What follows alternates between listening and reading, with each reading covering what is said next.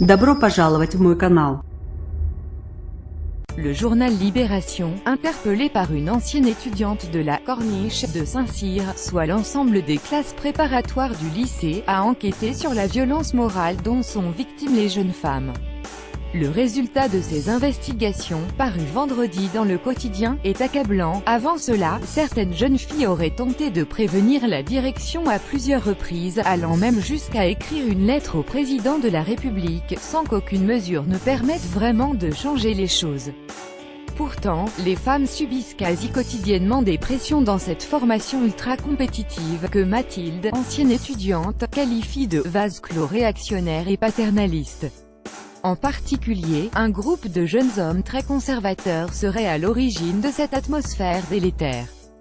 Le 29 novembre dernier, jour de fête dans le lycée militaire pour célébrer la bataille d'Austerlitz, un sketch illustre la façon dont ces derniers perçoivent et traitent les femmes, scalper les filles. À cette occasion, une dizaine de garçons entrent en scène, torse nu, avec le symbole micro peint sur leur peau.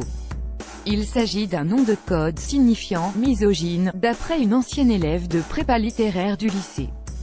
Il est tagué dans la cour, il est gravé sur les tables de classe. Bref, il est partout, assure-t-elle à Libération. Une femme, la seule du spectacle, arrive alors et se fait, faussement, scalper par les jeunes hommes. « Youler les grosses » s'exclame-t-il. Une phrase qui signifie « scalper les filles ». L'expression « les grosses » est, quant à elle, utilisée pour désigner les jeunes femmes, car elles sont juste bonnes à être engrossées, d'après une étudiante interrogée par le quotidien. Coups de pied, défécation et concombre d'or.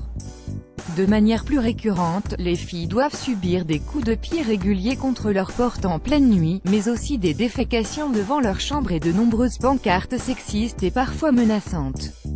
À mort les grosses, peut-on ainsi lire sur certains murs. Par ailleurs, la récompense informelle du concombre d'or vise à stigmatiser les étudiantes ayant eu le plus de relations sexuelles.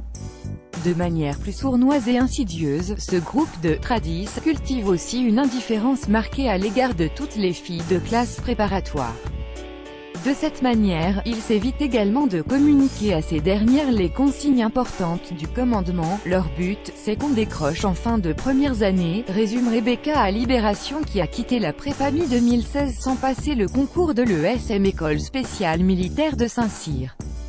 Il est inacceptable au XXIe siècle que des jeunes filles soient l'objet de telles discriminations, s'est indignée la ministre des Armées, Florence Parly, au micro de RTL, en réaction à ces témoignages. Pour ce qui me concerne, c'est tolérance zéro, a-t-elle souligné avant d'affirmer « Nous redoublerons d'efforts pour que ce comportement de minorité, car il s'agit bien d'une minorité agissante, cesse », a-t-elle ajouté en évoquant la possibilité des exclusions ou de sanctions éventuelles contre le corps enseignant.